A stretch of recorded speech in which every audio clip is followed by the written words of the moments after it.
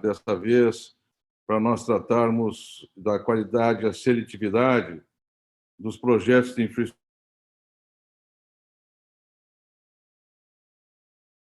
sustentabilidade.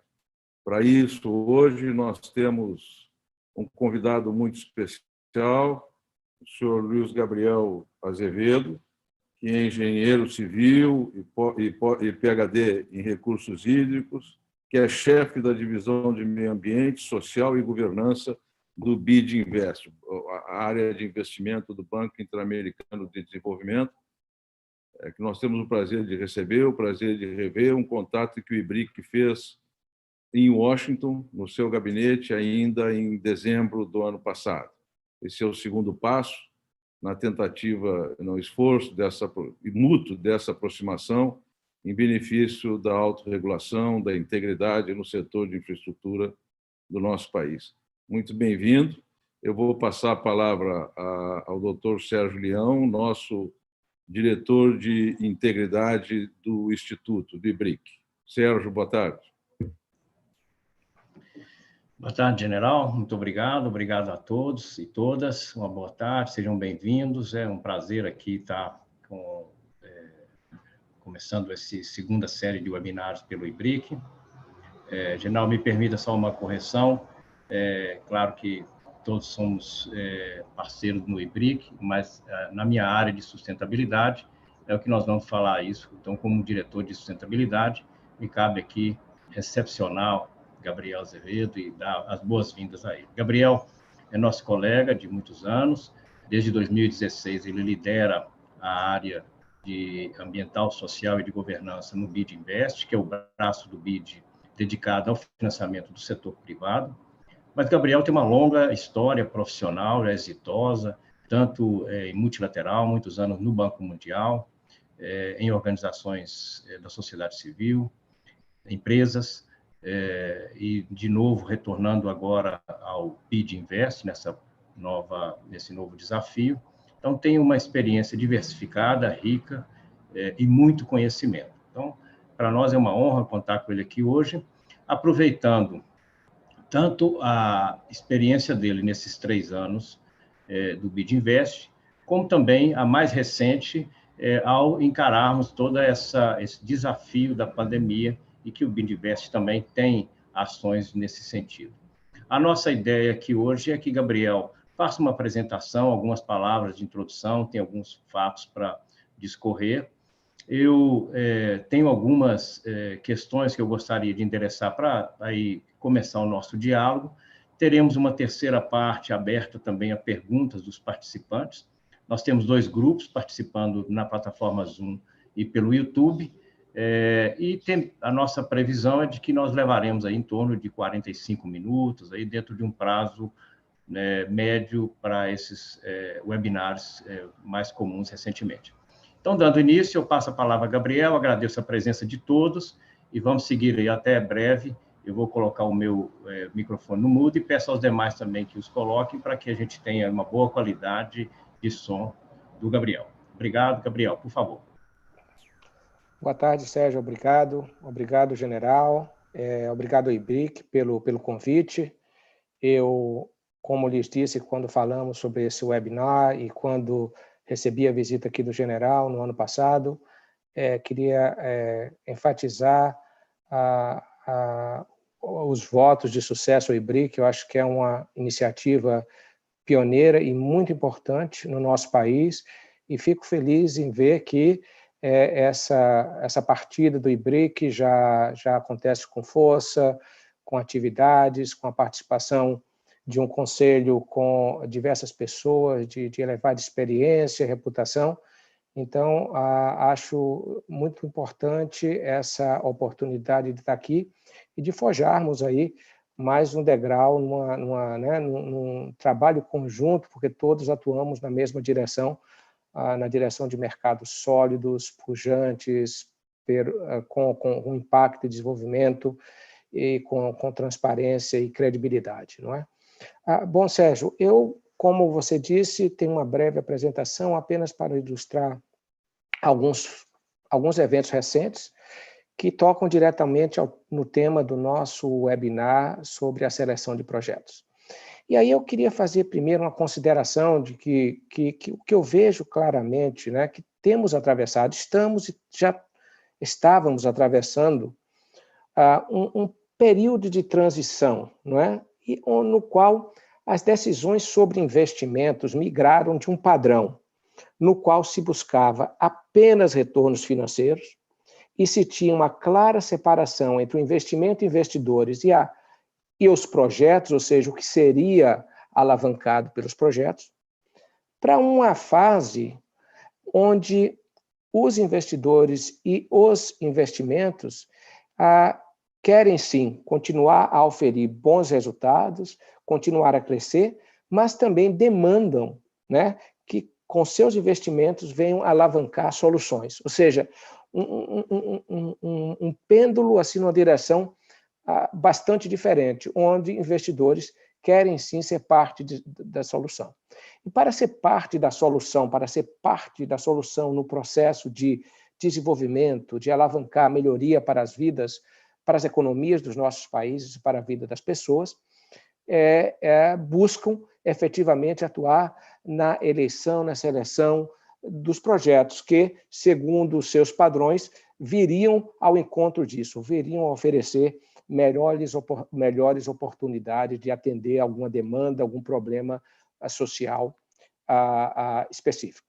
Eu queria, para aqueles que estão participando que não nos conhecem, o BID Invest é um membro do Grupo BID, do Banco Interamericano, que tem 60 anos de história no desenvolvimento da América Latina. O Grupo BID é o principal banco de desenvolvimento atendendo a região da América Latina. E, em 2016, houve uma consolidação de todas as atividades voltadas ao setor privado do Grupo BID, nesta nova instituição que se chama BID Invest, que constrói nos 60 anos de experiência, mas que procura ter um foco mais detalhado em atuar no desenvolvimento através do setor privado. Nós temos uma carteira hoje, né, estamos no nosso 4º ano, uma carteira de administração da ordem de 13 bilhões de dólares, nosso portfólio sob administração atual é da ordem de 13 bilhões de dólares, e cerca de 400 clientes dessa ordem e projetos. Atuamos em 26 países, ou seja, do México para o Sul, atuamos em todos os países, estamos presentes fisicamente em todos esses países, através dos escritórios regionais, e a nossa missão principal, como disse, é, através do setor privado, contribuir para o que nós chamamos exponential impact, para aumentar de forma exponencial a contribuição no impacto. Com relação ao tema da seleção, que é muito importante para nós e para outras instituições, Sérgio, a gente vê, primeiro, que terminologias como valor compartilhado ou valor compartido, ou investimento de impacto, que em inglês se diz impact investing, deixaram de ser jargões acadêmicos, que nós vimos há poucos anos atrás, principalmente em artigos acadêmicos, para serem terminologias constantes e presentes em reuniões de conselhos de administração, em reuniões de alta liderança de empresas. E, para mim, e para nós aqui no BID Invest, está muito claro que os critérios que a gente chama em inglês ESG, né, para Environment, Social e Corporate Governance, né, já são e serão cada vez mais os principais parâmetros regulando as decisões sobre investimentos, não só na área de infraestrutura, mas como em setores diversos, mas certamente em infraestrutura. Principalmente, Sérgio, a infraestrutura tem um papel preponderante, decisões com relação a grandes projetos. Grandes projetos que, por um lado, tenham custos elevados, tenham interfaces entre público e privado, que são sempre interfaces, digamos, complexas nos nossos países e com algum nível de risco, não podemos negar isso, não é? E que tenham uma contribuição, um impacto no sentido amplo de impacto, não é impacto negativo, um impacto de desenvolvimento importante no tecido social. Não resta dúvida que estes projetos serão principalmente alavancados, ou o critério de decisão passará por aí. E, para ilustrar, eu tenho mais alguns pontos, mas para ilustrar, Sérgio, eu gostaria de mostrar simplesmente alguns slides. Eu não sei se vocês conseguem ver aí a minha tela. Não sei se conseguem ver a tela. Estamos vendo, Gabriel. Estamos vendo. Está sendo compartilhado aqui. Ótimo. Para ilustrar, Sérgio, alguns eventos recentes que demonstram o que eu estou falando.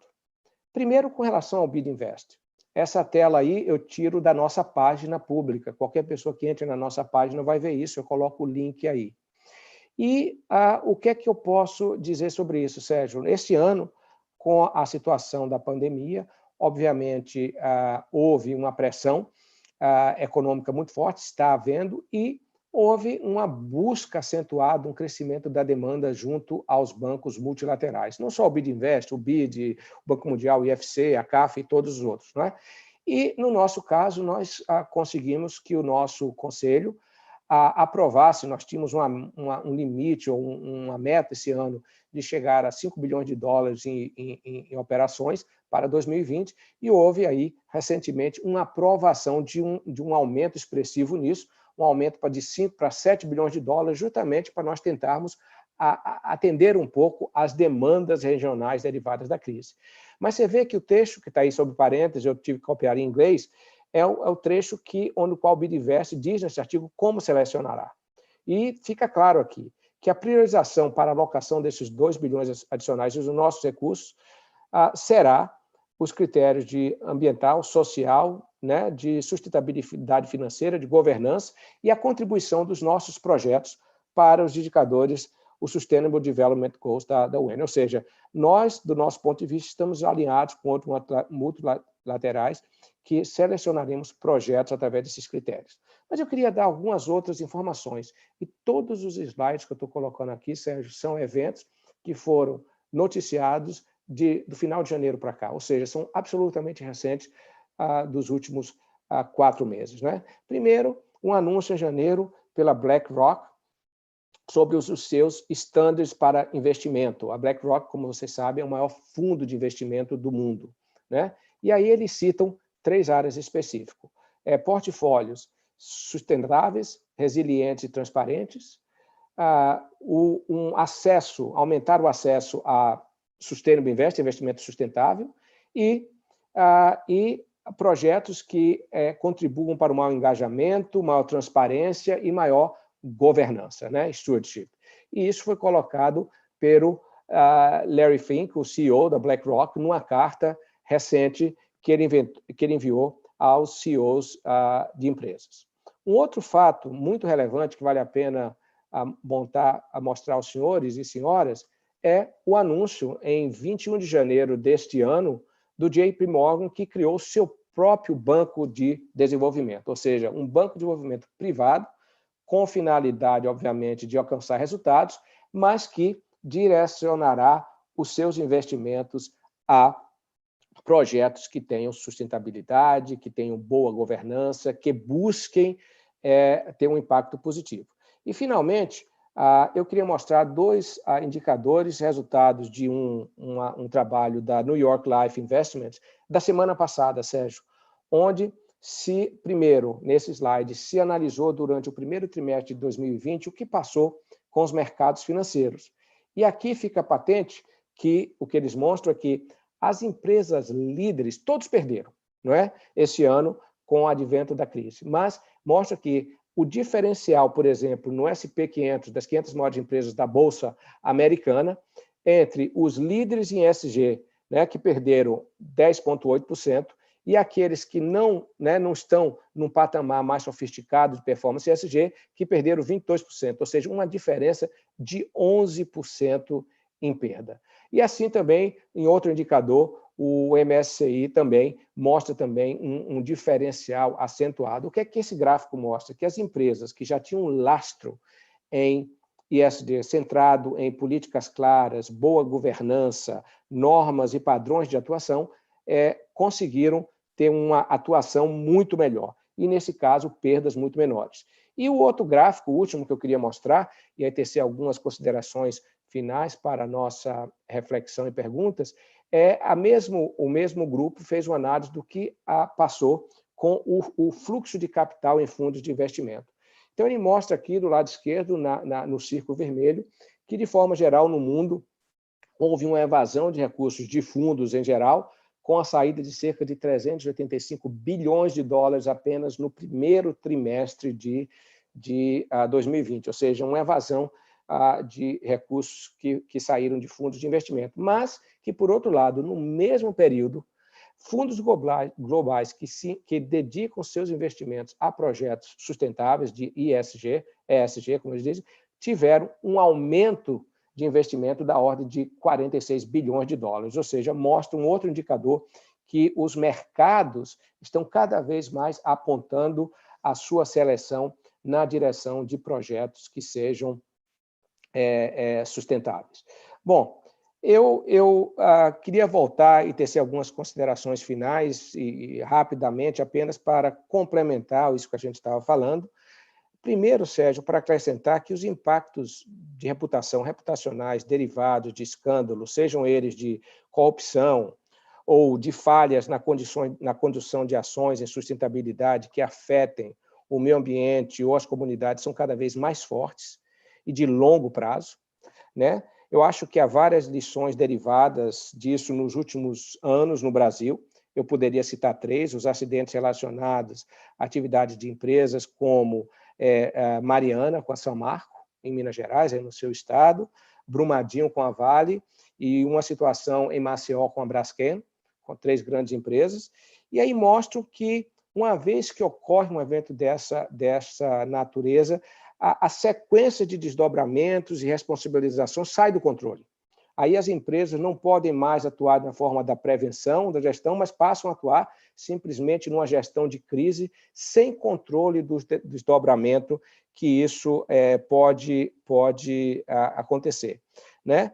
E os efeitos vão muito além da imposição de multas e de responsabilização de dirigentes ou membros de conselhos, e podem chegar a membros de conselhos de administração ou até mesmo a investidores, acionistas, né?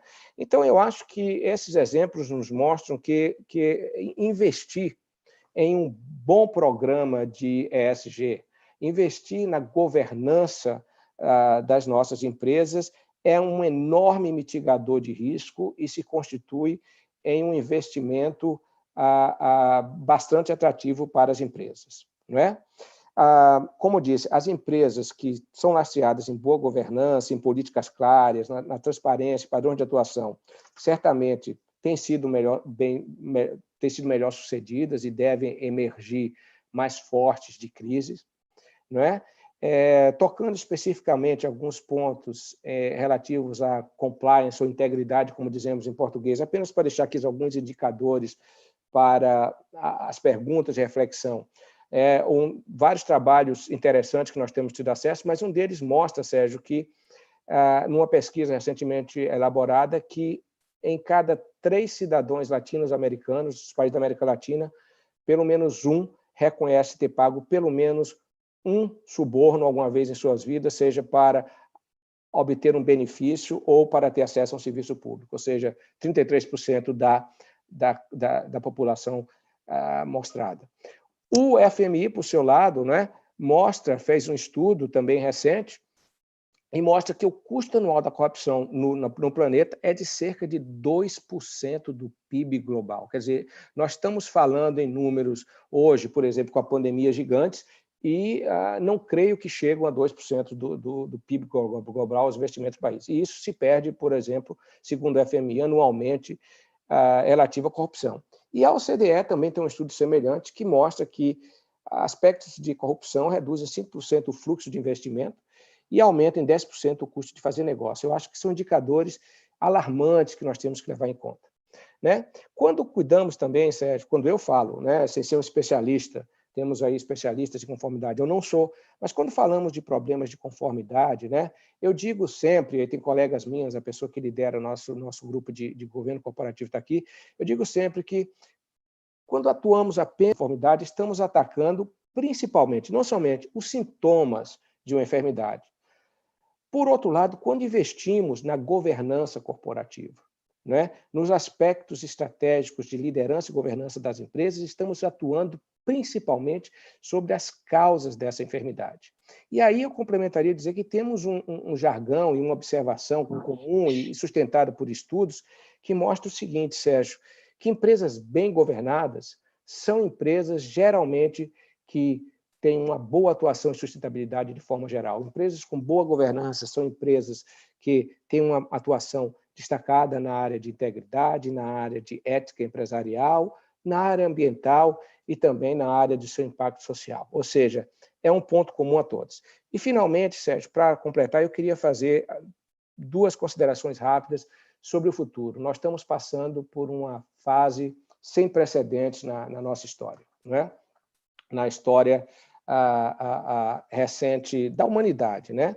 E eu acho que as empresas que estão se preparando, né, as empresas já estão se preparando cada vez mais, Sérgio, para um futuro onde as mudanças serão cada vez mais rápidas e muitas vezes extremamente radicais e não antecipadas, como nós temos visto agora com a pandemia. Então, eu acho que existe um conceito-chave que está regulando a atuação das empresas, principalmente emergindo dessa crise, que é o conceito de resiliência. As empresas querem desenvolver sistemas de governança, sistemas de gestão, padrões de atuação que as tornem cada vez mais resilientes e capazes de enfrentar crises diversas e não antecipadas. E eu acho que aí, Sérgio, o aspecto de autorregulação, e daí eu vejo a importância e a contribuição do IBRIC como de extrema relevância, é fundamental. Eu acho que as empresas, através de ações voluntárias, ações e atuação setorial com seus peers, com outras empresas, têm a oportunidade, através da autorregulação, primeiro de inovar, de não ficar a reboque de processos regulatórios, não ficar na defensiva, e através da inovação, Sérgio, poder evidenciar a sua atuação através de ganhos de eficiência, de produtividade e, por consequência, de competitividade. Eu acho também que, como um organismo de desenvolvimento, um banco de desenvolvimento, é importante salientar que o nosso público preferencial, assim como creio, uma oportunidade para instituições como o IBRIC, não são principalmente as grandes empresas. As grandes empresas têm recurso, obviamente, aquelas que lideram a atuação em sustentabilidade são empresas parceiras nossas, com as quais nós gostamos e queremos continuar trabalhando. Mas o nosso público-alvo é aquele enorme grupo de empresas que querem atuar de uma forma correta, querem atuar bem, querem querem elevar o seu padrão de atuação, Sérgio, e muitas vezes estas empresas não têm as ferramentas ou um investimento por uma empresa de médio prazo sozinha se torna muito elevado, e aí é onde plataformas que possam atender conjuntos de empresas, que possam oferecer soluções para um grupo de empresas, se apresentam como bastante atrativas. Eu vou parar aqui para que nós tenhamos tempo para o debate. Mais uma vez, muito obrigado a todos que estão participando e assistindo, e obrigado ao IBRIC pelo convite. Estou à disposição para perguntas. Muito obrigado, Gabriel. Foi muito boa aí essa passagem pelos critérios de sustentabilidade. Você tocou uns pontos importantes que eu queria destacar. O desafio para a diversidade de empresas, né, de portes e de segmentos de atuação, porque nós temos núcleos, como você mesmo mencionou, de empresas que são líderes, mas o desafio é que as líderes, muitas vezes, nós estamos pregando para convertidos, que praticam, que já estão avançados nisso. Mas num setor tão diverso, regionalmente, porte e por segmento, e também, obviamente, pela abertura e capacitação, como é que a gente poderia avançar mais rapidamente, porque isso faz a diferença numa economia, na medida em que esses setores se preparam não só para atendimento de exigências de investimento, assim como também para competir em igualdade, ou, se possível, até em melhores condições com empresas menos qualificadas. Então, essa é um desafio que eu queria uma palavra sua sobre um pouco para dizer. Isso tem a ver com o IBRIC, com propostas semelhantes. E também, antes de abrir as perguntas, porque nós queremos aí também receber perguntas e envolver os participantes, Gabriel. Eu queria que você mencionasse rapidamente alguns pontos de destaque para a orientação dos empresários que estão aqui participando, de representantes de empresas. Qual é o significado, por exemplo, da nova política de sustentabilidade do BID Invest?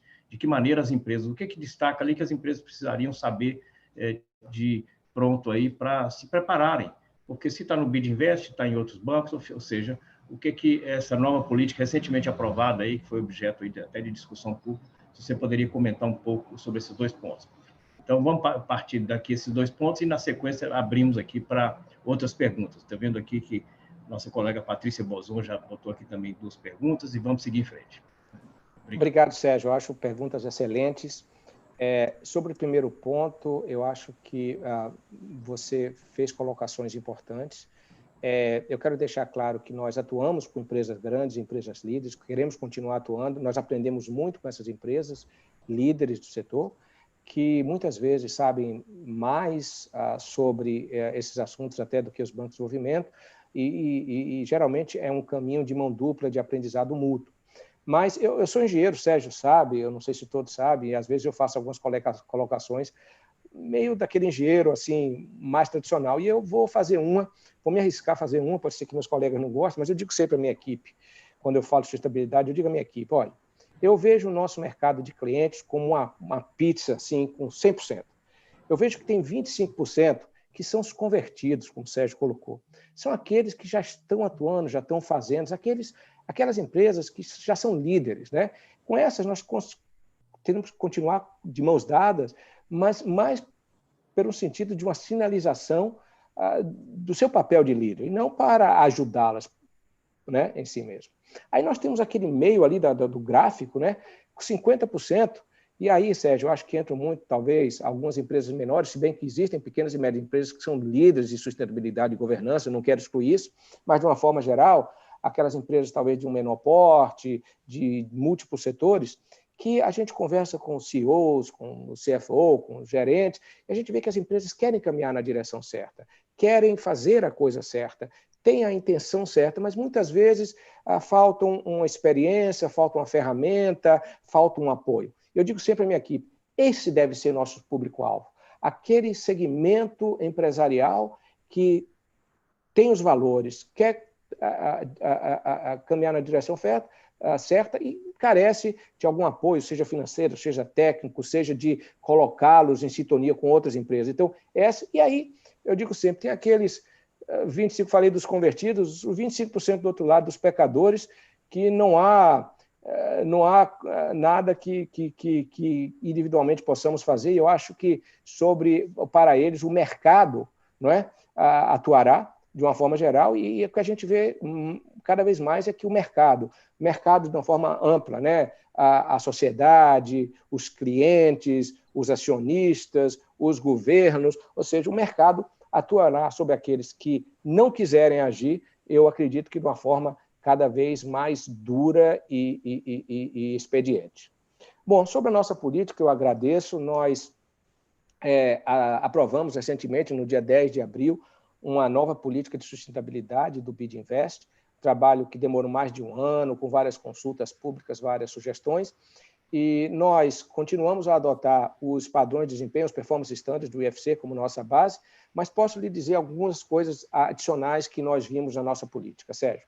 Primeiro, uma demanda muito forte da região como um todo, diversos setores, para uma ênfase maior justamente em projetos sustentáveis, né? Na nossa política anterior, falava de projetos com sustentabilidade, falava de projetos focando mais nos aspectos econômicos, e essa toca mais no aspecto de sustentabilidade de forma geral. Eu acho muito de encontro ao que você falou. Nós vemos um crescimento muito grande, Sérgio, na nossa política, em aspectos relacionados, aspectos sociais, principalmente. Eu acho que mudou muito pouco na área ambiental, houve uma mudança forte nos aspectos sociais, ou seja, muito mais demandas e cuidados por parte dos nossos clientes, das ONGs, dos think tanks, em que nós estejamos atentos a aspectos de direitos humanos, diversidade, seja de gênero, de raça, grupos mais vulneráveis, violência, ou seja, como atuar para evitar violência, discriminação, represárias a grupos ou cidadãos que emitam uma opinião contrária a um projeto. Eu acho que houve um aprimoramento muito grande nessa forte. Nossa política continua enfatizando os aspectos de governança, governo corporativo. O BidInvest tem uma organização que é um pouco diferente de outros bancos. Nós temos uma divisão realmente de ESG, onde nós atuamos na área ambiental, social e de governança. Temos uma pessoa, um colega que lidera nosso grupo de governança, uma advogada brasileira com vasta experiência, 2 outros colegas advogados que trabalham nisso, porque nós acreditamos realmente, Sérgio, que existe uma integração, uma sinergia entre isso, e que empresas bem governadas são empresas mais sustentáveis de uma forma geral. Então, nós temos isso junto, a política também reflete isso. E aí, muito também, Sérgio, em aumentar os canais para interlocução e comunicação com a sociedade em geral, com os nossos clientes e com outros atores relevantes que nós chamamos de stakeholders. Sem querer tomar mais tempo, eu acho que essa talvez seja uma pincelada nos principais pontos. Ok, Gabriel, muito obrigado. O que você tocou aí daria para a gente prosseguir provocando aí novas perguntas, mas a gente tem que abrir aqui, porque as pessoas também têm interesse e são pontos de vista diferentes. Então, eu selecionei aqui 3 perguntas que nos chegaram. A Patrícia Bozon nos mandou 2, eu vou escolher uma. A segunda, ela pergunta: como conciliar os avanços necessários com a mentalidade dominante que saiu daqui, que coloca as fichas da sustentabilidade em processo de licenciamento, com carimbo a ser seguido, a ser conseguido, e logo, eu estou tendo dificuldade que ela muda aqui de posição, e dele logo ficar livre. Ou seja, é aquela tipo ainda de projeto que está na conformidade legal. Eu obtive a minha licença, portanto, estou habilitado a fazer e cumprir com a minha tarefa. Então, essa é uma realidade ainda, mas eu queria comentar na perspectiva do BidInvest. Você vê isso ainda forte ou em mudança? Qual que é a sua perspectiva nisso, Gabriel? Bom, Sérgio. Patrícia, tudo bem? Prazer. Não estou vendo a Patrícia, mas uma pessoa que nós conhecemos. No YouTube aí. É uma pessoa que nós conhecemos. Sérgio, eu acho que a gente vê sim uma evolução, mas o ponto da Patrícia é um ponto preponderante, eu acho que no nosso dia a dia, no BidInvest, no dia a dia das empresas. Por um lado, Sérgio, eu acho que houve uma evolução muito grande no marco legal em todos os países onde nós trabalhamos, na América Latina. O Brasil é um país com um marco legal sofisticado e complexo, do ponto de vista socioambiental, mas como Banco de Desenvolvimento, nós dizemos sempre que a licença ambiental é uma condição necessária, não é uma condição suficiente. Ou seja, nós temos que atuar em função das nossas políticas, e em muitos países existe uma aproximação entre a licença e as políticas, e em outros existem algumas diferenças. Não é que as políticas peçam mais ou menos, é que aí a gente vem ao ponto da Patrícia. A gente busca, muitas vezes, com as nossas políticas, focar no que a gente chama em inglês os outcomes e não os outputs. Eu não sei como traduzir isso, mas a diferença é o seguinte: eu tive essa discussão semana passada com o cliente, né? A discussão era que existia uma questão de qualidade da água e a posição, a demanda do órgão ambiental era para uma infinidade de amostragens, não tinha um número excessivo de amostras e tal, e a pessoa do órgão ambiental dizia: veja, nós temos aí mais de 1000 amostras, mas não existia nenhuma análise sobre isso. Ou seja, o cliente gastou um dinheirão fazendo as amostras, obviamente existiam os resultados, mas do ponto de vista de responder o questionamento daquele caso específico da sociedade que questionava, estou em risco, a minha água tem um risco para a minha saúde, se fez muito pouco, porque se publicou aí milhões e milhões de indicadores técnicos que um líder comunitário ou um prefeito de uma cidade menor não consegue entender. Então, eu acho que cada vez mais, Sérgio, a gente tem que... eu não estou dizendo de jeito nenhum, não sou defensor, eu acho que é importante que em todos os níveis, seja nos países, seja nós tenhamos as nossas instâncias de regulação e controle.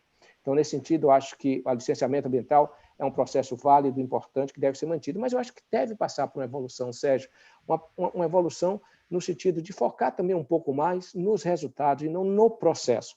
Eu acho que, em geral, nos sistemas de licenciamento dos países da América Latina, existe um foco preponderante no processo. E aí eu acho que vem um pouco da angústia da Patrícia. Muitas vezes as empresas querem fazer mais, mas têm que gastar tanto tempo, tantos recursos com o processo, que lhes falta energia para atuar nos resultados. Então, eu acho que um pouco de um equilíbrio melhor entre foco em processo e foco em resultado, eu acho que faria muito bem aos nossos países, do ponto de vista da eficiência, da celeridade, da qualidade e do benefício ambiental e social dos projetos. Gabriel, vamos seguir à frente. O Eduardo Steiner, um membro do nosso conselho do IBRIC, ele tem uma pergunta mais no sentido de observação, né? Você, pelo BID Invest, como tem acompanhado as diversas iniciativas de compliance de empresas brasileiras, em especial as de engenharia e construção? Sei que você conhece bem esse assunto, acho que é uma perspectiva geral, né, da sua presença no BID Invest e Washington de forma geral. Sérgio, a gente vê não só no BID Invest, mas com os outros bancos multilaterais com os quais a gente relaciona, e até com a banca privada, de uma forma, em geral, muito positiva. Nós vemos que muitas empresas do setor de infraestrutura no Brasil têm feito esforços importantes, não é, para aprimorar seus sistemas, para evitar a recorrência de problemas sérios que tiveram no passado. Não resta dúvida sobre isso. Existe uma evolução, não é cada vez mais acentuada. Agora, nós não podemos negar, Sérgio, que isso mostra um dos pontos que eu fiz sobre o impacto e o longo prazo relacionado a certos eventos, que a Operação Lava Jato e tudo que ficou demonstrado deixou cicatrizes importantes, muitas delas ainda não completamente, digamos, resolvidas. E isso coloca, às vezes, os bancos e as empresas numa situação difícil, porque as empresas, por um lado, têm consciência que estão investindo, estão buscando o caminho, mas, por outro lado, Sérgio, ainda existe aí uma história recente que muitas vezes, vamos dizer assim, torna com que um investimento nessas empresas ou em projetos alavancados por essa empresa seja um investimento de risco reputacional para bancos privados, para nós. Então, eu acho que o mercado está paulatinamente monitorando o que está acontecendo no Brasil, não é?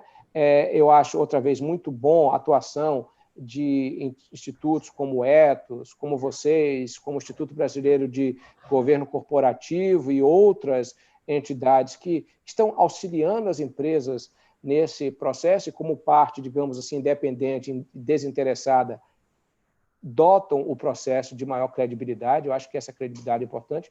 E eu acho que nós vamos passar aí por uma evolução contínua ao longo do tempo e se Deus quiser, em breve seremos capazes, vamos assim, de ter aí um horizonte mais claro. Mas confesso a você, vemos como muito positivo, Eduardo, o que tem acontecido, mas em alguns casos ainda vemos que o emaranhado de empresas e histórias ainda fica difícil de resolver do ponto de vista de se alavancar investimentos específicos. Temos tido alguns exemplos sobre isso, onde nos engajamos em um projeto com uma empresa que parece que está resolvido e quando você entra um pouco mais a fundo, você vê aí que tem ainda uma série de pendências. Ou seja, é um processo duro para as empresas, para o mercado brasileiro, mas um processo que tem que ser trilhado. Vou mudar um pouquinho a ordem, porque não sei se responderemos todas, então, como eu estou pegando de cima, os que estão embaixo estão ficando no fim da fila. Então, eu vou mudar a ordem, inverter um pouco. Tem uma pergunta que chegou por último aqui para mim, que é do nosso colega Felipe Cruz. Ele pergunta o seguinte: é uma pergunta interessante porque ela trata de financiamento de projetos como um meio, né, uma forma objetiva de regular as práticas. É quem financia, que acompanha e monitora. Como está a prática do banco atualmente e ao longo da vida do projeto? Ou seja, muitas vezes esse monitoramento ocorre durante a implantação, mas a vida do projeto é muito mais, vai muito mais além. Então, o Felipe pergunta sobre esse acompanhamento do desempenho dos projetos ao longo da vida útil, não simplesmente durante a implantação. Eu agradeço, Felipe, porque é uma pergunta muito importante, é um outro ponto que a gente debateu bastante na nossa política, Sérgio. Contratualmente, não resta dúvida, para que todos fiquem claros, os nossos contratos exigem que nós acompanhemos o projeto desde a aprovação do financiamento até o final do pagamento do empréstimo, ou seja, se é um empréstimo de 10 anos por 10 anos, se é de 20 anos por 20 anos. E a gente busca fazer isso proporcional ao risco relacionado ao projeto e à contribuição que nós possamos dar através de uma supervisão. Ou seja, o que é que isso se traduz na realidade? Vamos falar de projetos de infraestrutura. O risco, por exemplo, de impactos, de acidentes, impactos ambientais, impactos sociais, é muito maior durante o período, por exemplo, de construção física. Durante esse período, nós temos uma atuação muito mais frequente, muito mais forte, muito mais preponderante no sentido de monitorar, de atuar com o cliente, de trazer contribuições, sugestões, se acontece um problema, buscar contribuir para a solução. Na medida que um projeto começa a entrar na sua fase de operação, esse tipo de risco diminui, existem outros riscos. E aí o nosso foco da nossa supervisão, Sérgio, e eu acho que conhecendo a pessoa que perguntou, deve estar no âmago do questionamento dele, deixa de ser a questão de risco e passa a ser a questão de impacto. Porque como um banco de desenvolvimento, nós estamos financiando atividades que venham alavancar o desenvolvimento. E até que um projeto esteja funcionando, esteja produzindo, esteja gerando energia, ou seja lá o que for, o desenvolvimento não ocorreu. Ele não contribuiu nada para o desenvolvimento. Então, o que nós criamos no BidInvest, nós criamos toda a metodologia, temos um grupo de colegas, de uma ferramenta que mensura, se chama Delta, está na nossa página, feliz de compartilhar com todos, o que nós consideramos um impacto de desenvolvimento de um projeto. E é um número que varia de 0 a 10 e que engloba uma série de indicadores, impostos gerados, empregos, benefícios ambientais, benefícios sociais, um enorme que se traduz. Nós buscamos traduzir em um número para que seja comparável. Esse número varia de 1 a 10 e nós nos autoimpusemos que nós temos que ter um delta médio no nosso portfólio de 8 e não podemos financiar projetos que tenham um delta menor que 6. Ou seja, como os nossos recursos são escassos, nós temos que direcionar nossos recursos àqueles projetos que têm um maior potencial de alavancar desenvolvimento. Mas tem uma coisa interessante no delta. A gente calcula o delta na partida para todos os projetos e divulga isso publicamente, ou seja, quando a gente aprova, a gente diz, a gente acha que o delta desse projeto vai ser 8,5. A gente publica esse delta no meio do projeto e a gente publica agora esse delta e faz para todos os projetos depois da sua conclusão, para verificar se a nossa hipótese de impacto de desenvolvimento efetivamente se concluiu. E se não se concluiu, a gente tenta descobrir por que não se concluiu. Bom, Gabriel. Bom, eu vou voltando aqui à ordem aqui, vamos ter que selecionar algumas, talvez depois a gente possa encaminhar todas, Gabriel, que algumas são todas perguntas muito pertinentes, é difícil selecionar. Então, eu peço aí a paciência e compreensão, né? Ana Cristina Barros nos faz uma pergunta aqui também. Prezado Gabriel, da sua experiência, qual tem sido a principal fonte interna de amadurecimento de princípios e práticas de ESG? O management ou os conselhos? Nesse contexto, qual seria o principal papel de conselheiros no processo? Excelente a pergunta da Ana Cristina, viu? E, Ana, é difícil dizer que tem mais... Eu realmente não tenho, assim, fundamentação estatística para dizer se é mais management ou mais conselho. Eu vou lhe dizer o seguinte, da minha percepção, da nossa percepção. Obviamente, o management, os gerentes, estão expostos de uma forma mais frequente ao dia a dia. E porque muitas vezes, não é para dizer que nós não temos líderes, CEOs, visionários. Eu, por exemplo, admiro muito o que o Larry Fink está fazendo no BlackRock, como gerente, como CEO e não como conselho, mas eu acho que, como o management está exposto assim, ao incêndio do dia a dia, muitas vezes é difícil para o management, ou algumas vezes é difícil se abstrair e tomar decisões estratégicas de médio e longo prazo que possam ter um impacto a curto prazo, seja na rentabilidade ou seja no valor de mercado de empresas, convencidos de que a médio e a longo prazo aquilo fará bem. Eu acho que esse tipo de decisão estratégica cabe mais aos conselhos. E eu vejo cada vez mais os conselhos de administração tendo um papel preponderante nisso.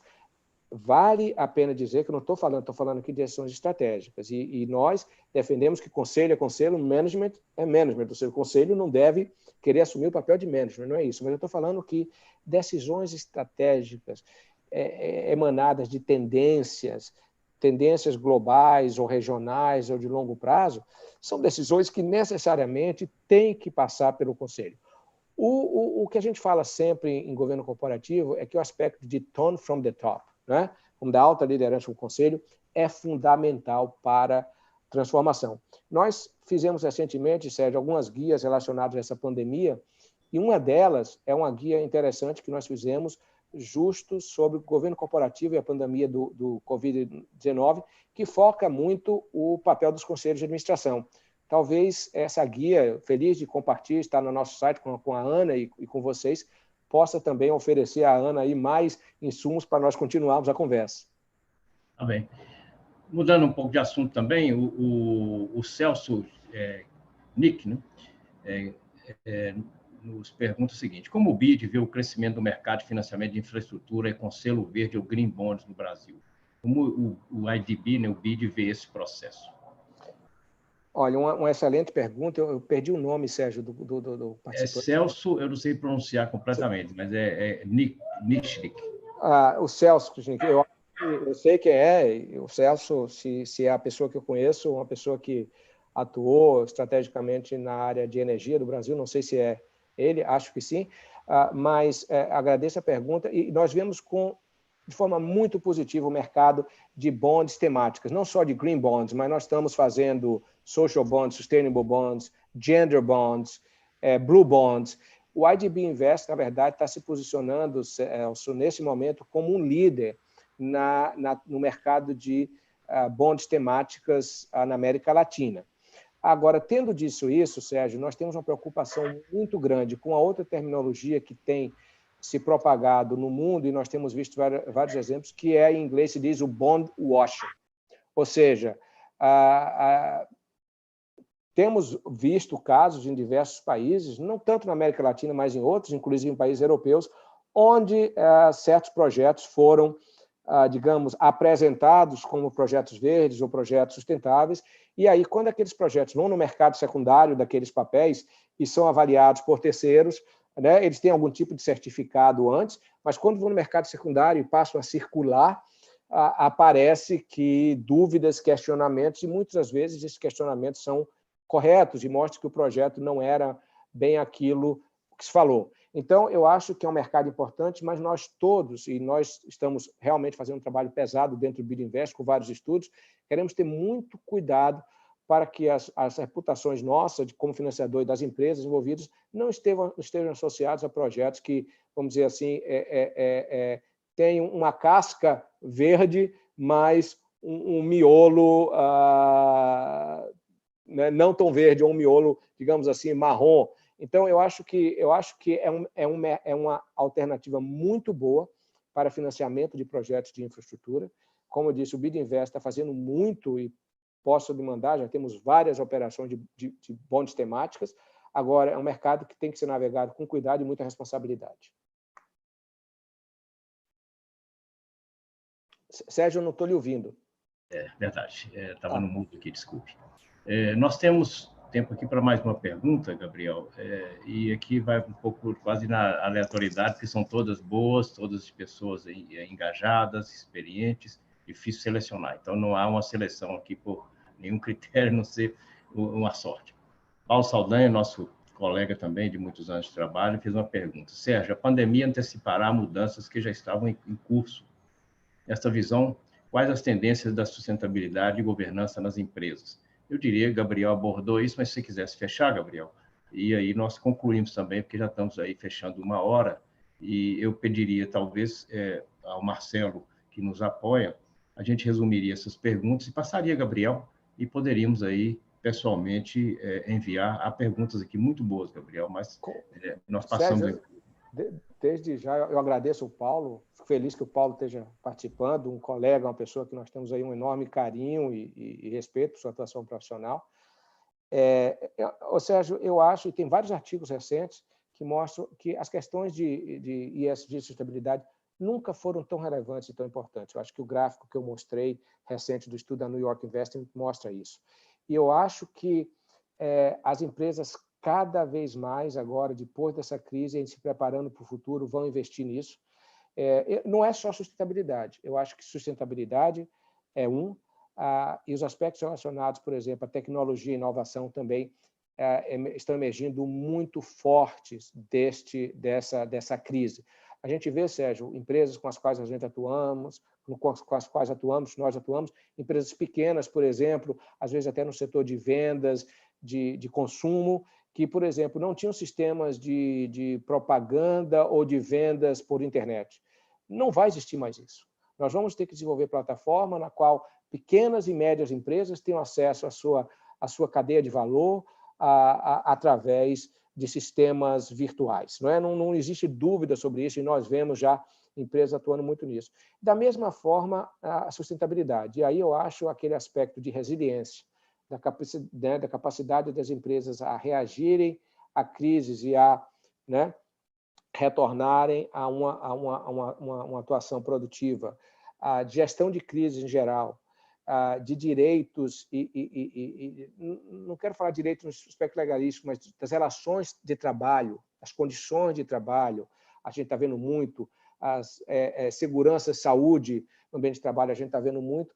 Eu acho que serão, Sérgio, fundamentais no futuro, na medida que nós venhamos a emergir dessa crise, se Deus quiser, mais cedo do que estamos antecipando. Sérgio, não estamos lhe ouvindo. Desculpe.